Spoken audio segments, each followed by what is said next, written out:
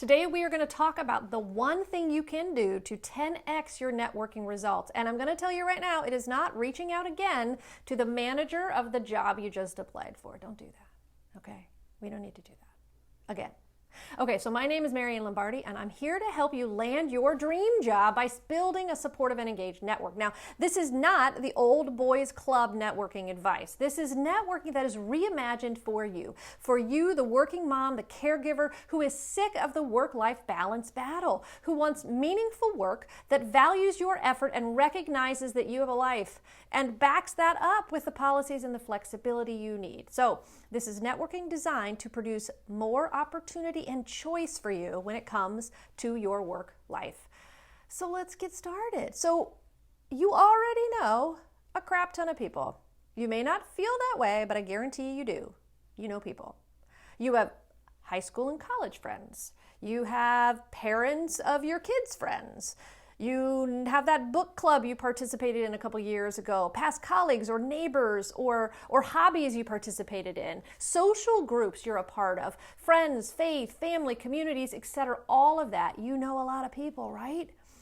Yes, and many of them you haven't talked to in ages, right?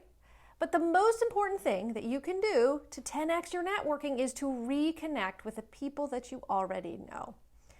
In networking, you've got warm connections and cold connections. Now, warm connections are the relationships that you already know and the introductions to new people from people that you already know.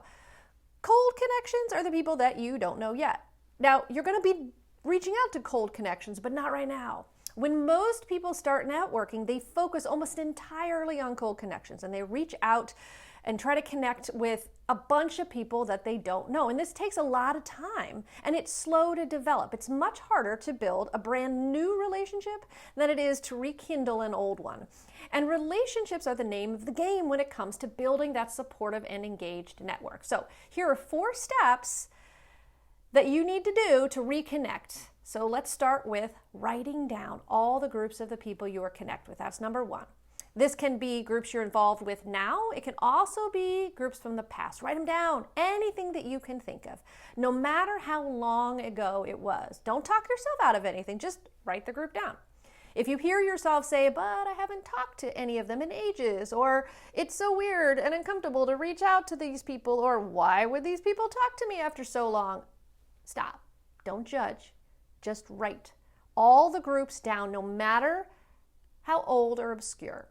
Do a first pass one day, then come back the next day and start again, right? Because you're going to think of new things. Allow your mind to wander and see what you remember. Ask your friends or your family, maybe a spouse or a partner. Go down that social media rabbit hole maybe and see if there are any groups that come to mind based on the people that you're connected to on social, right? So these are all the groups you've been a part of. That's step 1. Step 2, after you have every group you can think of written down, who are the people that pop into your mind first when you think of that group?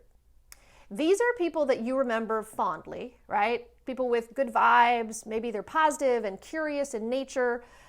Avoid people that are generally negative and especially watch out for negativity that's masked by humor, okay? No matter how the negativity is delivered, it's still something that you want to avoid. So you want to write them down. Write all of the people you can think of down next to their group. And how you're connected if you already are. Maybe you have their email, you're connected on social, or you have their phone number, whatever it is. Write it down in your notebook or your spreadsheet, okay? Because you want to keep track of who these people. So first is all the groups. Second is all the people you know connected to each group. Third, before you reach out, I want you to create a script ahead of time. This is going to help you avoid procrastination when you don't know what to say, right? So for example, hey Sally, it's been a while since we've connected, but you popped in my head the other day when I picked up, I don't know, some book at the bookstore. How are you? I'd love to reconnect if you have some time, right? It's just something as simple as that. If you need other scripts, comment below, reach out, or we'll reach out back to you and see how we can help. Scripts are kind of my jam. I like scripts. Number 4, don't wait, don't think, just do. Pick the first 5 people you want to reach out to and just send them the script.